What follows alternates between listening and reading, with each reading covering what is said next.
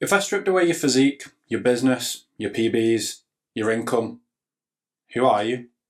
In this episode, we're going to get into why high performers struggle when they make it, the silent emptiness after achievement, the danger of attaching identity to output. Men don't have a goal problem, they have an identity problem. Welcome back to the Big Lad Podcast. I'm your host, George. Let's get into the episode. You work for years, you get lean, you hit 100k, you run the marathon, and you feel flat. And the psychological explanation for this is hedonic adaptation, also known as the hedonic treadmill. Humans rapidly return to baseline happiness after positive or negative events. Lottery winners return to baseline, athletes report post-Olympic depression, and entrepreneurs feel emptiness after exits. In Stumbling on Happiness, Daniel Gilbert said, "We're terrible at predicting what will make us happy in the long term." You thought the goal would change you, but it only changed your circumstance. Quite often we have these big goals and then when we achieve them, we feel empty. If you didn't enjoy the journey along the way to get into that goal, when you do reach it in the end, it can feel a bit deflating, like an almost feeling of, is this it? Basing your identity on performance is where you can come up a bit short. So self-worth equals performance. If I perform, I'm valuable. If I fall behind, I'm nothing. And that's heavily linked to athletic culture, business culture, and masculine achievement culture. The theory behind this is the self-determination theory by Edward Deci and Richard Ryan, where the three core needs are autonomy, competence, and relatedness. So if your identity is only built on competence, achievement, you're psychologically unstable. So you could say if competence is your only pillar, you're living on a knife edge. If you build your whole personality and your identity around performance, when you're not performing at something, then you feel like a failure. That's the whole knife edge thing. If you are performing, you're great, you're over the moon, you're positive. If you're not performing, it's the complete opposite. Attaching your identity to performance can be a very dangerous place to be. And this is where the ego attachment to progress comes in. This is massive, especially in the fitness culture. So you're not just building muscle, you're building a self-image. I'm the disciplined one, I'm the hard one, I'm the one that gets up at 5 a.m. I don't miss a session.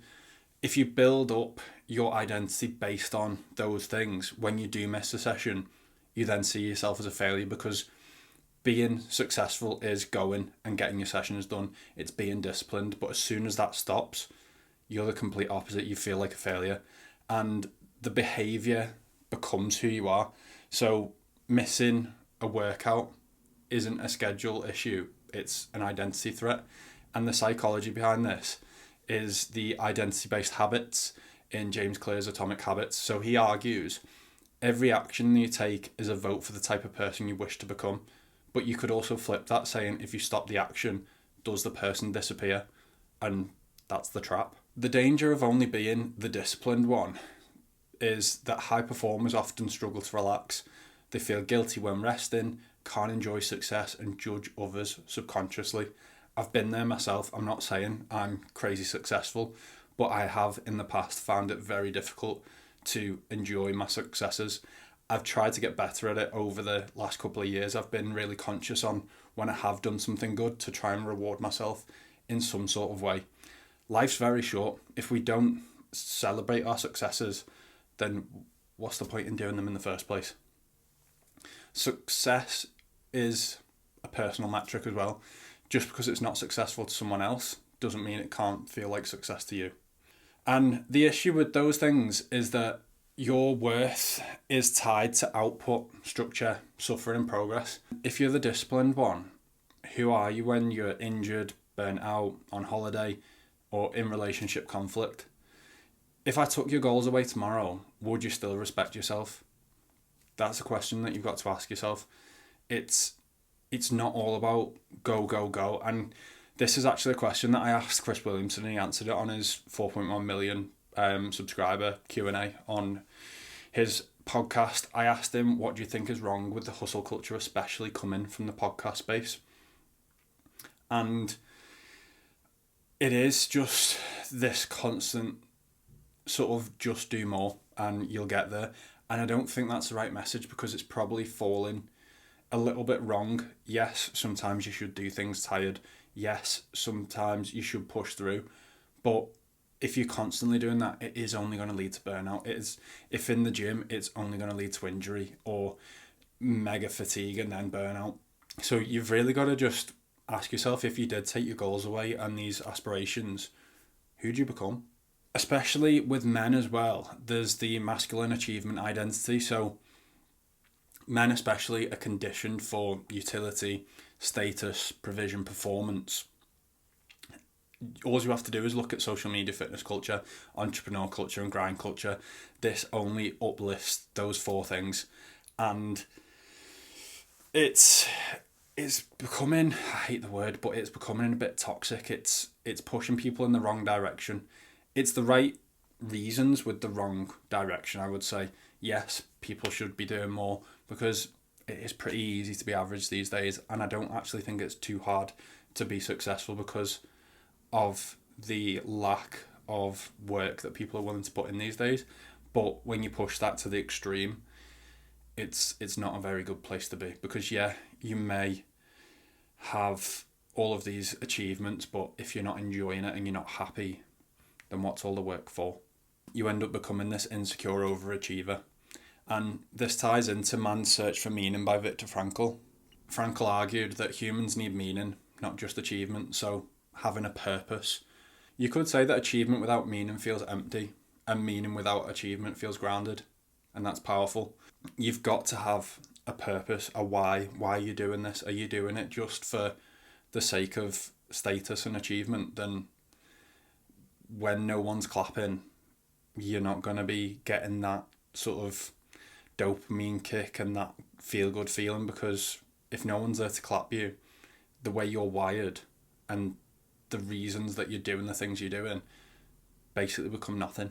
As I mentioned before, with post-goal depression, so this is really big with Olympians. They experience really bad depression post-Olympic Games. They've spent the last 4 years training for something that, if it's, for instance, the 100 metres, with including the heats in a final, you could be running for, 40 seconds, 50 seconds. And then you've built up for those 4 years, and then if nothing comes for it at the end, then that can have a massive knock-on effect, because at the end of the day, there's only 3 medals available.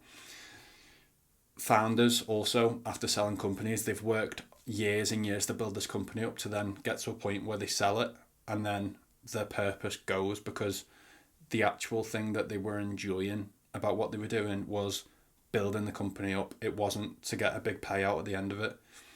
And then fighters after title fights, similar to Olympians, they've trained for ages for a certain fight, put the work in, and then the purpose is gone.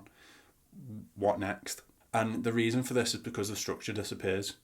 And the psychological explanation is that goal pursuit provides dopamine, completion then removes the chase, so your identity collapses. If there's no goal to pursue, the purpose has gone. The pursuit was your personality. It's not about the big payoff at the end. It's enjoying the journey. And you could attribute this to just life in general, because if we look at it, we may have 80 years if we're lucky. Some people get more, some people get less. The goal is at the end isn't to die. The goal is to enjoy the journey in between. And if you're not doing that, then what's the point?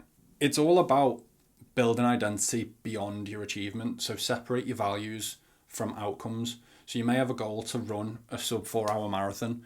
The value that you gain along the way is growth, resilience, health. So even if the goal fails, the values still remain, because you've gained the growth, you've gained being fitter and healthier, feeling great. You may have lost a load of weight, which has put you in a much better position. It may make it easier to play with your kids in the park. If you only had the goal of the sub 4 hour marathon and you came in above 4 hours, the goals failed, but you didn't have the values there with it. This is why you've got to separate the two. Then number 2, develop multi-dimensional identity. So instead of I'm a disciplined entrepreneur, try I'm a friend, a son, a learner, creative, partner, curious thinker, community builder. So a broader identity will mean that you're more psychologically stable And I've actually noticed people higher up in the corporate world say these sort of things. So instead of it just being, I'm X job title, it's I'm all of these things. Instead of tying their whole identity just to the job title, they make it a lot more broader. So there's a lot more stability there. Number 3 is shifting from outcome identity to character identity. So an outcome-based person would say, I am my results. A character-based person would say, I'm someone who shows up with integrity, that survives injury, failure, plateau, dips. It's a lot broader. Again, instead of just tying yourself to a result, that only gives you an option of success or failure. If you're someone that can show up and, survive things like injury, plateau, failure, then you're going to have a lot more sustainable run at whatever it is that you're doing in the long run. Number 4, this is a big one for people that are very goal orientated, which is practicing non-performance days. I've tried to do this a lot myself. I have a very busy day job in the corporate world. I also have the podcast. That takes up a hell of a lot of time. So for me to get a day off where I do absolutely neither of those are few and far between. But I do try and practice having a lot of this time in my week where I'm actually doing nothing. What I'm encouraging here are a day without tracking, training without recording, creating without posting, and earning without announcing it. So just doing it because you enjoy the process. If no one could see your progress, would you still chase it? I've asked this question in other podcasts as well about people that do things like fitness photo shoots and high roxes and all that, which are great. But I question how many people actually would be doing these things if they didn't have social media to post it on and show other people. I'm not too sure. We'll never know because we're never going to live in a world where neither of these things exist. But it is a big question to ask yourself. If no one could see your progress, would you still do it? Are you doing it for the love of the game, or are you doing it for the applause? Now, I've got some powerful quotes that I just found whilst I was researching for this episode. There's a good one from Carl Jung. The privilege of a lifetime is to become who you truly are. There's another one from Naval Ravikant. Desire is a contract you make with yourself to be unhappy until you get what you want. And a nice stoic one to finish up. Marcus Aurelius. You have the power over your mind, not outside events. And this is one that I speak about a lot on my story, which I kind of, over the years, have made my own version of it, which has always been control the controllable and control your reaction to the uncontrollable. There is no point in wasting time on things that you can't control. The only thing that you can control is your reaction to it. Now, I've got a bit of a task for you to do. You can put this in your notes, you can do it on a piece of paper, but I want you to just write down these 5 questions and really think about them, and you don't have to tell anyone about it, just do it. It may help you further along the line. So number 1, who am I if I can't train? Number 2, who am I if my business fails? This could be also like your job title. If you don't own a business, it can just be at work. Number 3, who am I if no one applauds me? Number 4, what values do I want to be known for? Number 5, what would I respect in myself even if no one else saw it?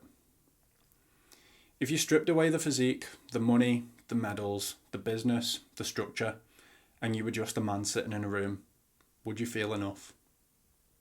Because if the answer's no, that's the real work. If you think this episode could help someone else, please share it.